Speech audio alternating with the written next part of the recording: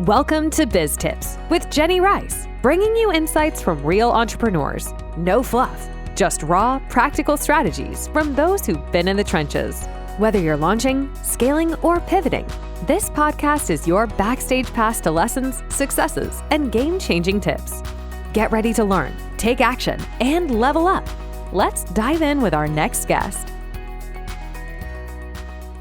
Hi, this is Jenny Rice from BizTIP Podcast. I'm so very excited about our guest today. We have Peter Conroy here with us, who's the founder and CEO of the Difference app. So welcome, Peter. Thank you, Jenny. Yeah. Glad to be here. Yeah. So tell me a little bit more about your background, what got you to where you are today, because I think you have a really good story we can share with our listeners. Sure. So the Difference app is a weight management technology. It's an app available on the Apple and Android Google Play stores. Like 160 million Americans, I have struggled with my weight. And several years ago, I decided to do something about it. And I wanted to lose weight with the assistance of some technology. So I took a look in the marketplace and, what I found was okay, but I thought that some of the apps were a little confusing. Some were a little expensive. And I decided, could I do this on my own? So I set out with a hypothesis. I'm a mathematician, and my hypothesis was, could weight change be accurately predicted by a simple calculation of calories in minus calories out, also known as your caloric balance? So for 2 months, I recorded everything I had to eat and translated that into calories, like banana, 85 calories. And then when I wanted to know how much I would burn each day, that's made up of two calculations. One, the number of calories that you burn while you're at rest, and then the number of calories that you burn when you're active. So I was working out at that time. Calories at rest are kind of be guessed at using a generic formula called basal metabolic rate, which just uses your height and weight.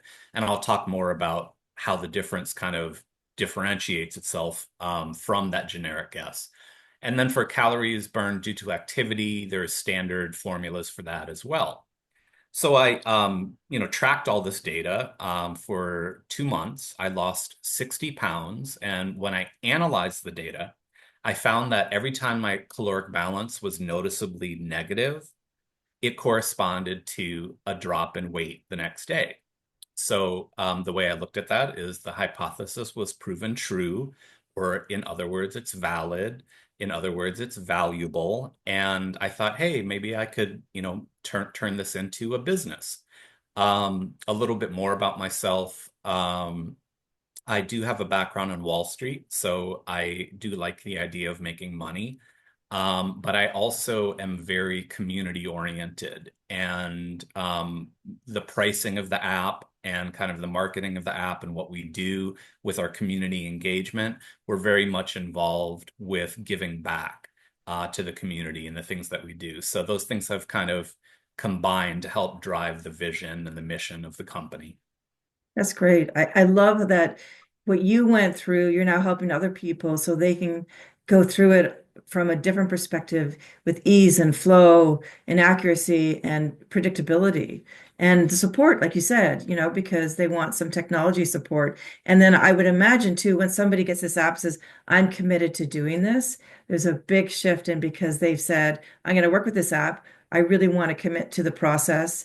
I believe in it. And then they end up being successful, right? Which is a win-win for everybody. Absolutely. And it's most successful, we think, for people. Yeah, there's people who say, I want to lose 30 pounds, but for people who have kind of bigger picture motivators, like a father who has a daughter-son dance that he wants to go to, but he Mm-hmm. gets winded and can't dance. Well, he wants to drop a certain amount of pounds, not just for the weight number, but so that he can have a good time at the father-son dance. Or somebody who has risk of type 2 diabetes, reducing the risk by dropping some weight and keeping healthier. And what really drives me is our mission and our values. What this is at the highest level, what the company is about is improving quality of life and increasing longevity. Love that mission. That's great because then, like you said, it's not just about the numbers on the scale. It's what does that mean to me in my life?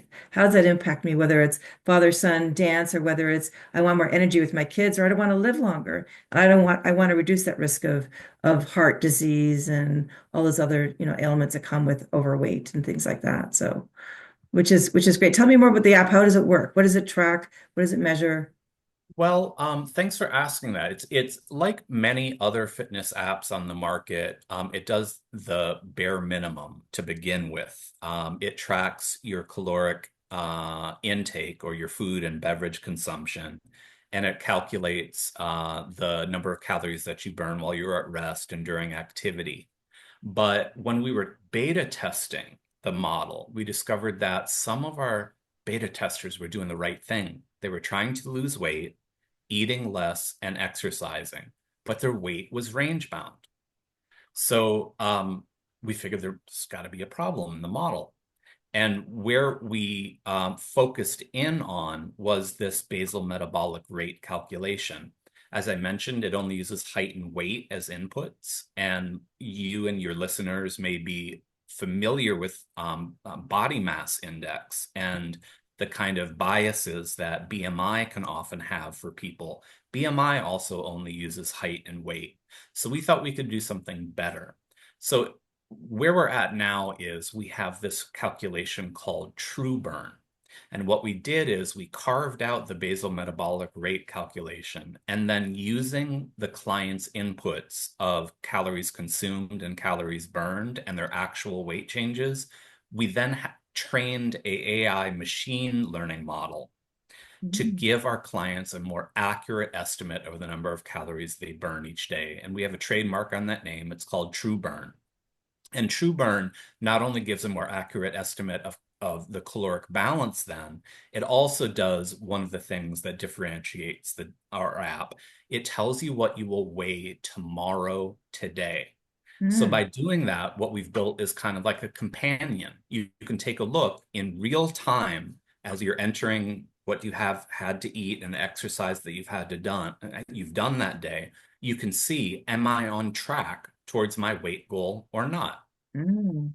So it's a motivator and it's It's a an motivator. accurate motivator because then you're seeing, oh, wait a minute, what I'm doing today, and it could be I'm going out for dinner, doing something special or whatever, but it's not going to move me to my track. So in a way, they're anticipating the success they want to have so they continue with that success. What a great offer, part of it. I love it. Yeah. And BMR, this basal metabolic rate, it really is like a generic guess. And through all these research interviews, we've done hundreds of them.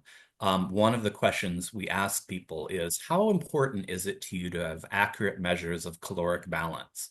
They may not know why, but everybody says it's very, very important. And our app actually demonstrates why it's important.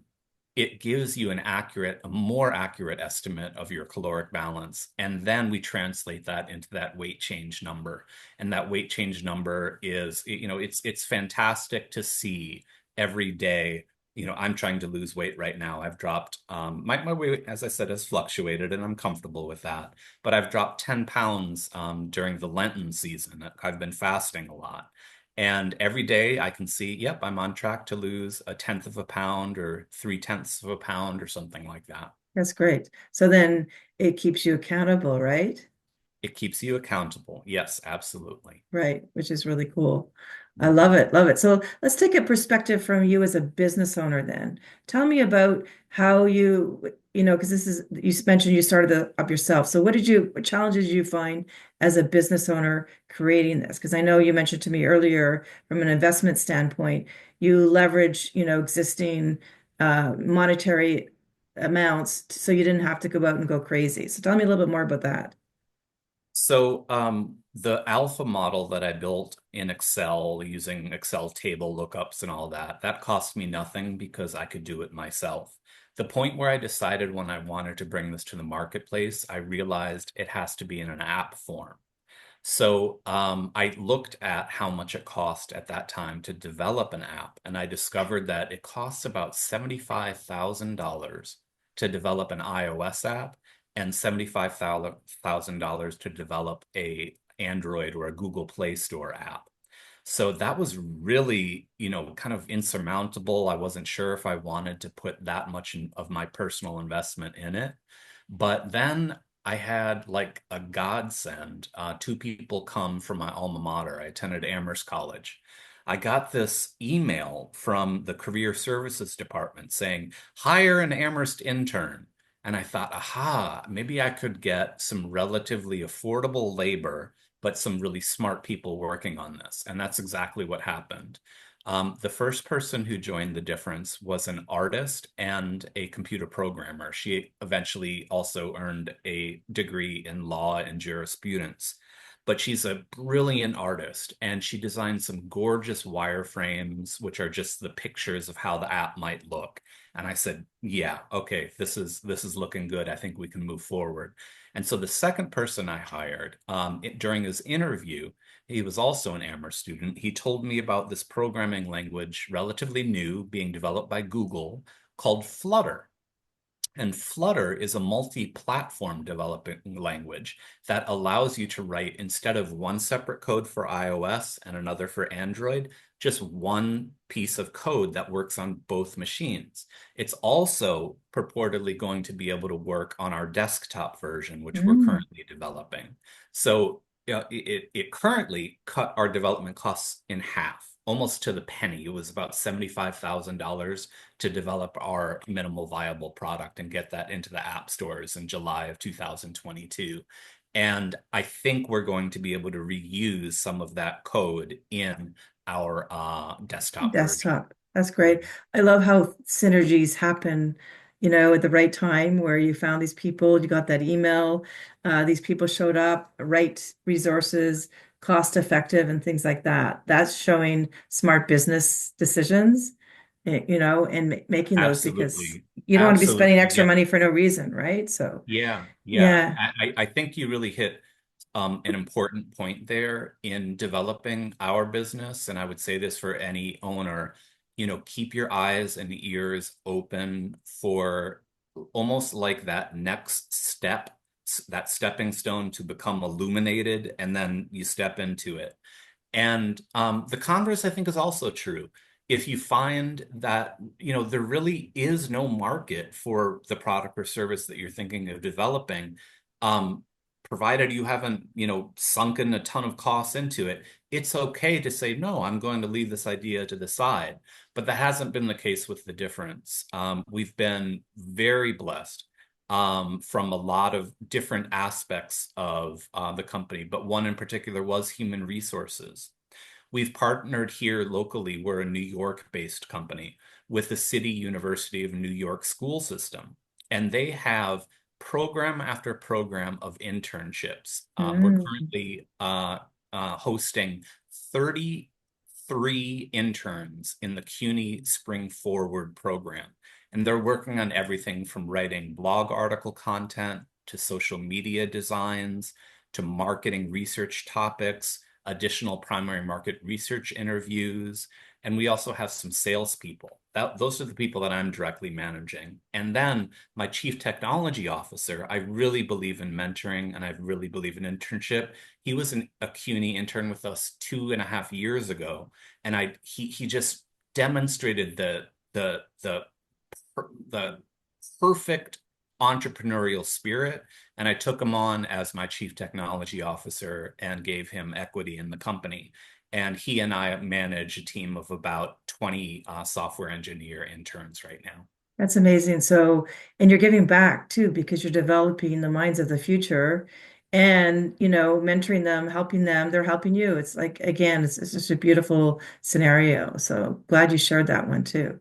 Sure. So Absolutely. especially, and it sounds like too, from what I've read about you and what you said, that you're looking at your business holistically too. Like, what are we doing now? What's our market research? What do we need to do in the future? How do we need to grow?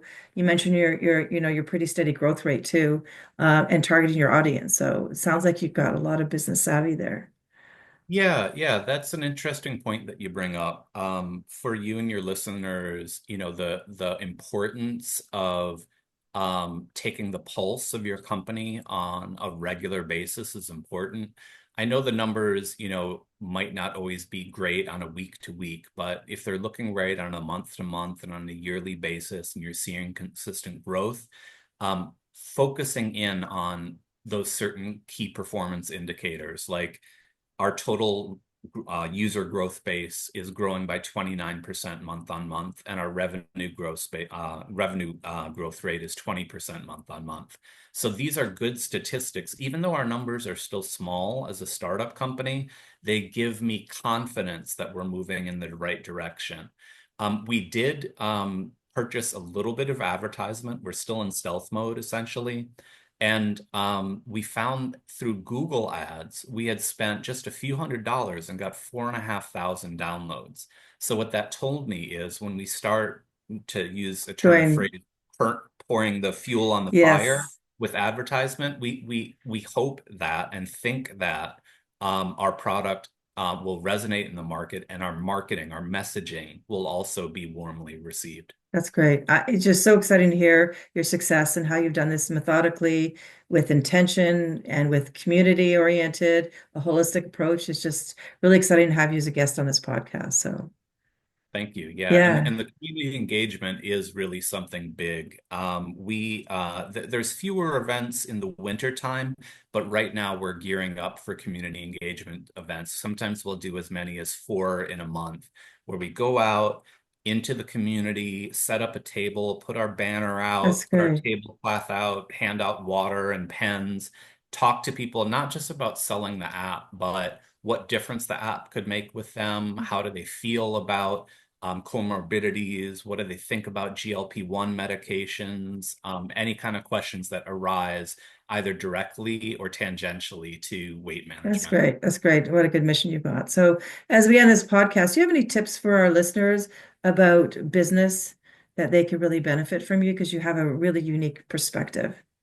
I think resilience is something that's really important. So I'll share a brief story. As a small business owner, I can find myself to be so inherently and inexorably linked to the performance of my company. And I remember one day I was updating the KPIs, and we only saw, like, I think 4 or 5 additional downloads in that week. And I was just like frustrated, Mm, and I was angry, and I was so linked to that particular snapshot of the performance of the company. So I say this, I think resilience is really important. And I also think emotional support is really important. Having a support system of other business owners to talk to, even a therapist to talk about. Some of the accelerator programs actually offer mental health support to founders, because it can be a hard road.